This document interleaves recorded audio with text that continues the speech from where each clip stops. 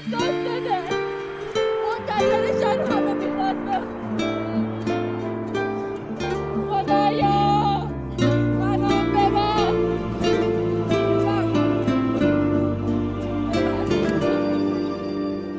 تو به جای منم داری زنج میکشی یکی عاشقته که تو عاشقشی تو به جای منم پر غصه شدی نزا خسته بشم نگو خسته شدی